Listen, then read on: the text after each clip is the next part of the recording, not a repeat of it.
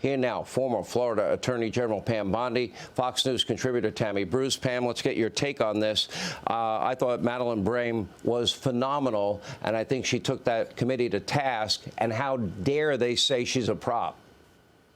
Sean, this is why Americans are outraged. For situations just like this, Mrs. Brame is a hero. She's brave. She is a grieving mother. She is why prosecutors go to law school, to prosecute cases, to be able to protect victims like her husband, who was almost mortally wounded, and her son, who was fatally killed, brutally killed. And as she said, the homicidal maniacs who killed her son are walking the streets. That's why real prosecutors want to go to court every day, to keep them off the streets and to protect people like her and her family. Yet Alvin Bragg is a disgrace, and Adam Schiff and his friends should be disgusted by the way they treated her. And Americans are outraged because of it.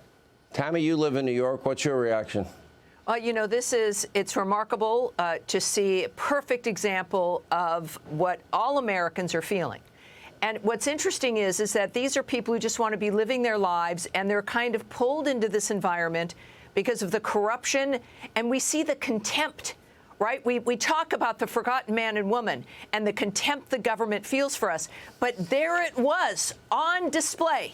Is that there was like no, they're just so used to having no respect at all for the average American, and they just let it out.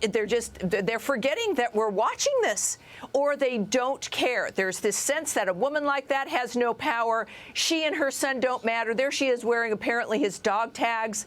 It's heartbreaking, but it's also very exciting in that this is a woman like moms across this country who isn't going to sit back and accept this kind of contempt and disrespect, which, of course, affected her son dramatically.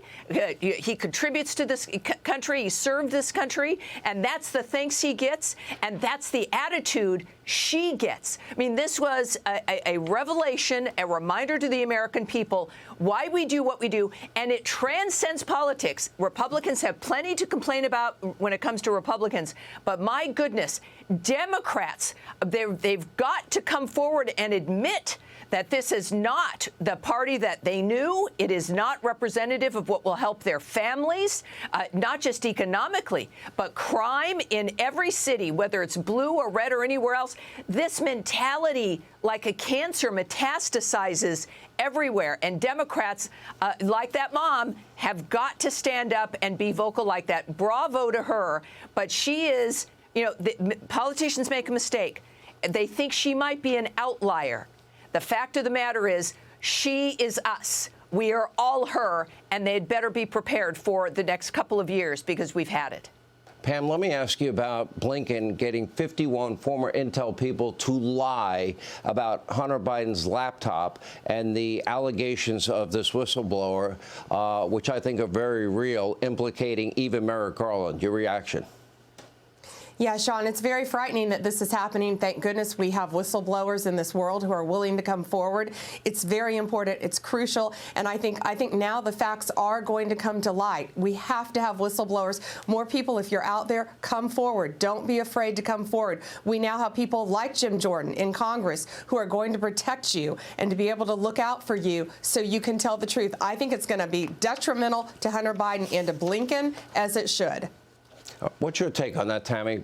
To me, this is outright lying, propaganda, misinformation to influence a presidential election, the highest level in our government these people served. Yes, this is, it's very important because the letter itself, the whistleblower protections are only happening because the Republicans have the House. But when it comes to that letter, this is, you know, we can talk about corruption and certain people being bad guys. It's almost as though this government is being run like a cartel. And it's not just, again, I don't care what party you belong to.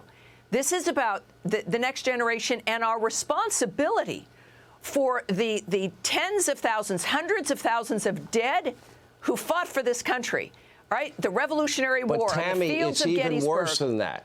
Well, because we know the FBI was meeting with big tech every week telling them they may be victims of a misinformation campaign and it may be about Hunter Biden. Then you have 51 former top intel officials lie to the American people.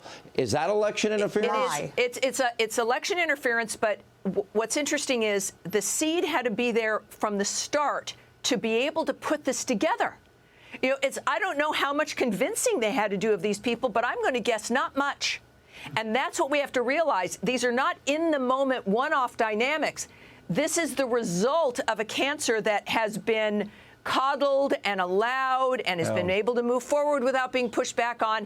That's the only reason they were able to do this in front of people, and then to have it be exposed and to still have no one be taking responsibility or to have any kind of law and order face them as a result of this, telling you that the corrupt system that allowed that, the cancer that allowed that, is still running through the body of this country.